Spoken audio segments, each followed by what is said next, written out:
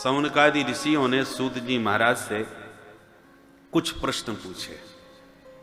पहला प्रश्न है, घोर कलयुग आ चुका है, कठिन काम कोई कर नहीं सकता, तो इस कलयुग के कलुषित प्राणियों का कल्याण कैसे होगा? पहला प्रश्न। व्यक्ति बुद्धिमान हो तो भाग्यहीन होने पर भी अपना काम चला लेगा, निर्वाह कर लेगा बुद्धि के बल पर।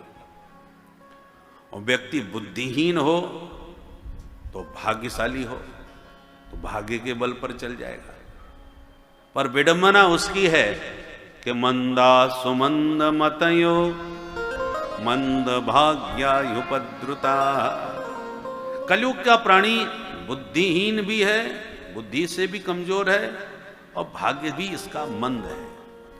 तो ऐसे भाग्यहीन बुद्धिहीन प्राणियों का कल्याण कैसे होगा? दूसरा प्रश्न है, हमारे धर्मशास्त्र बहुत है, जीवन भर पढ़ते रहो तब भी आप परिपूर्ण नहीं हो पाओगे कि हमने सारे धर्म ग्रंथ पढ़ लिए।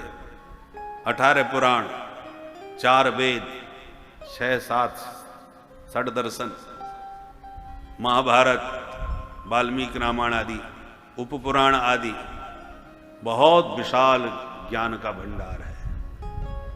बुद्धि न तो इतना समय है न इतनी बुद्धि है। तो इन सब शास्त्रों का सार क्या है महाराज, आप ही निचोड़ करके दे दो। तीसरा प्रश्न यह है, भगवान सर्वशक्तिमान हैं, जिनके संकल्प से संसार बन जाता है। भ्रकुटी विलास सृष्टि लय होई, संकल्प से संसार बने, टेढ़ी भ्रकुटी हो जाए तो महाप्रलय हो जाए, तो सर्वेश्वर को फिर बार बार अवतार लेके आने की क्या आवश्यकता पड़ती है? वो जन्म क्यों लेते हैं? और लेते हैं अवतार तो कितने अवतार लिए हैं, किस किस रूप में अवतार लिए हैं? अवतार लिए हैं तो किस अवतार में कौन कौन सी लीला की है? और जब लीला करके धर्म की स्थापना करके भगवान अंतर्हित हो जाते हैं, अपने धाम चले जाते हैं, तो फिर यह धर्म किसकी शरण में जाता है, किसके आश्रित रहता है? ये 6 प्रश्न है। किम श्रेयः शास्त्र सारः स्वावतार प्रयोजनम, किम कर्म केवताराश्च धर्मः कम शरणं गतः। इन प्रश्नों को सुनकर के सूत जी बड़े प्रमुदित हो गए और बोले, महात्माओं, पहले आप अपने गुरुदेव का ध्यान कर लें, फिर आपको इन प्रश्नों का जवाब देंगे। और सूत जी महाराज ध्यान कर रहे हैं अपने सदगुरु श्री सुखदेव महाप्रभु का, सुखदेव जी का ध्यान कर रहे हैं। ये उग्रवास सूत हैं, इनके पिता रोमहर्षणी सूत। तो रोमहर्षण के गुरुदेव तो थे व्यास जी, और उग्रसभा सूत्र जो उनके बेटा हैं, उनके गुरुदेव हैं सुखदेव जी। पहले यही परंपरा थी, पिता ने उनको दीक्षा दी तो जो गुरु जी का बेटा है वो यजमान के बेटे को दीक्षा देगा, ये परंपरा चलती थी। तो सुखदेव जी सूत जी महाराज के गुरुदेव हैं, अतः सुखदेव जी का 2 श्लोकों में ध्यान सूत जी महाराज कर रहे हैं। यम प्रव्रजन्तमनुपेतमपेत कृत्यम द्वैपायनो विरह कातर आजुहाव, पुत्रेति तन्मयतया तरवोभिने,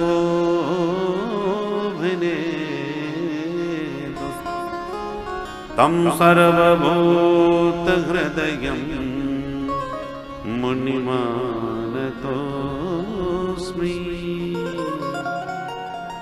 यस्वानुभावमखिल श्रुतिसारमेकम् अध्यात्मदीपमतितितीर्षितान्तमूलम् संसारिणां करुणया पुराण गुह्यम् तम व्यास सूनुमुपयामि गुरुं मुनीनाम् तम व्यास सूनुमुपयामि गुरुं मुनीनाम्।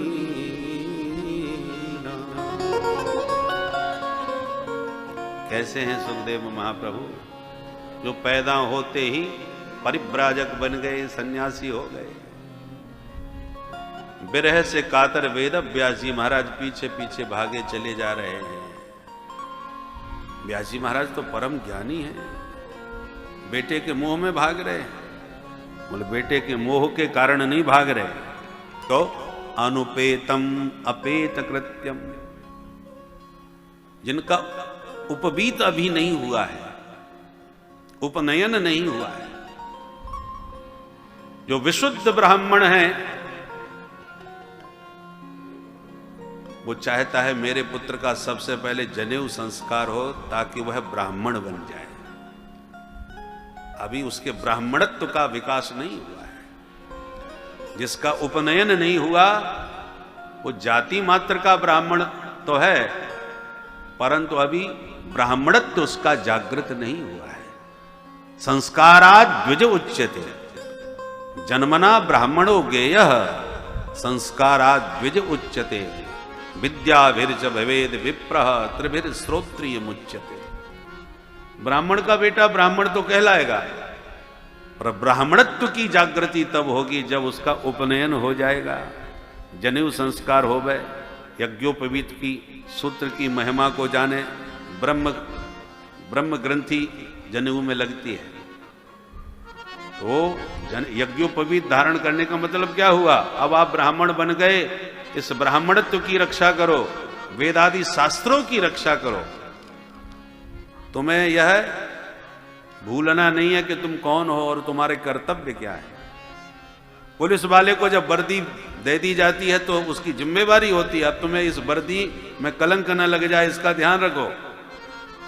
वर्दी पहनने का मतलब है अब तुम्हारी ड्यूटी है, कहीं अन्याय अत्याचार हो रहा है उसका प्रतिकार करो। वर्दी तुम्हें याद दिलाएगी, ऐसे ब्राह्मण का जनेऊ उसे याद दिलाता है कि तुम्हारी ड्यूटी क्या है, तुम्हारी जिम्मेवारी क्या है, तुम्हारे कर्तव्य क्या है। तुम्हें पवित्र रहना है, जगत को भी पवित्र करना है।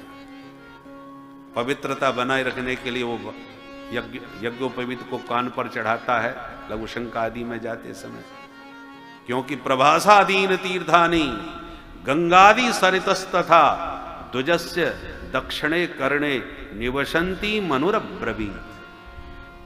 मनु महाराज ने कहा है द्विज के दाहिने कान पर सारे तीर्थ और गंगादि सारी सरिताएं निवास करती हैं, इसलिए यज्ञोपवीत अशुद्ध न हो जाए उसको कान पर चढ़ाया जाता है, दाहिने कान पर, पवित्रता बनाए रखने के लिए,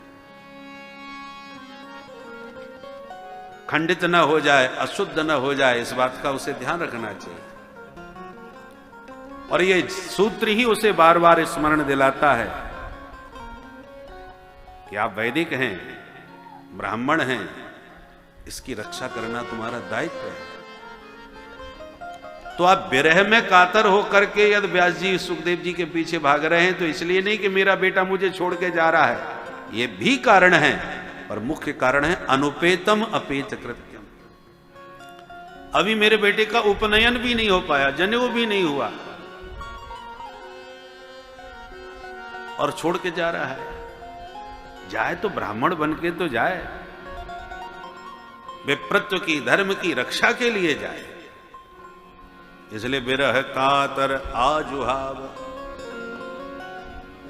परंतु आवाज लगाते हैं बेटा, तो जंगल के वृक्षों से प्रतिध्वनि गूंजती है जंगल में, बेटा बेटा बेटा।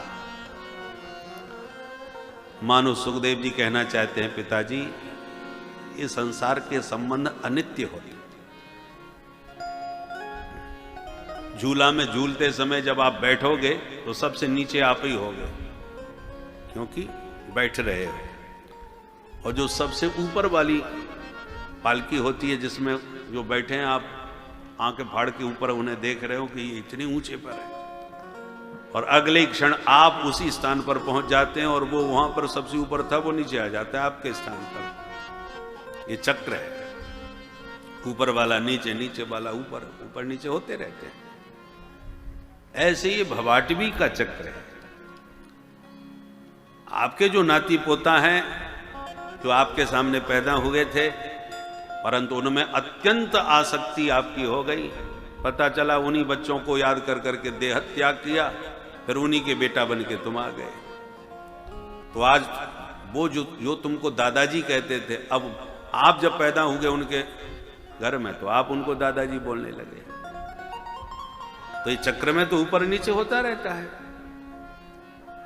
तो सर्वभूत हृदय हैं सुखदेव जी महाराज। ऐसे सर्वभूत हृदय सुखदेव महाप्रभु के पाद पद्मों में हम बारंबार प्रणिपात करते हैं। यस्वानुभावम अखिल श्रुति सारमेकम, अखिल श्रुति सारम, समस्त श्रुतियों का, वेदों का सार, सर्वस्व संगम्य, अपना अनुभवगम्य ज्ञान, शास्त्र सम्मत ज्ञान, उन सब का सार निकाल करके सुखदेव जी ने अध्यात्म का एक दीपक जलाया। किनके लिए? तितीरिषिताम तमोंधम, जो घोर अज्ञान के अंधकार से बाहर निकलना चाहते थे, उन अंधकार से पार जाने वालों के लिए जिन्होंने दीपक जला करके दे दिया, जिससे अध्यात्म का पथ प्रदर्शन सबको होने लगा। अध्यात्म का रास्ता किधर है नहीं सूझ रहा था अंधेरे में। जो दीपक का प्रकाश हुआ समझ में आने लगा कि रास्ता इधर है। तो समस्त जगत के जीवों को अज्ञान के अंधकार से बाहर निकालने के लिए जिन्होंने अध्यात्म का दीपक जला के दिया, ऐसे व्यासनंदन भगवान सुखदेव महाप्रभु के पाद पद्मों में बारंबार प्रणाम है। श्री सद्गुरुदेव भगवान की जय। गुरु शब्द का अर्थ ही होता है, गु माने अंधकार, रू माने प्रकाश। गुकारः अंधकार स्यात् रुकारस्तन्निरोधक, अंधकार प्रकाशत्वात् गुरु इत्य विधीयते। जो अज्ञान के अंधकार से बाहर निकाल के जो प्रकाश का मार्ग दिखा दे उसका नाम है सद्गुरु। सत का प्रकाश दिखाए।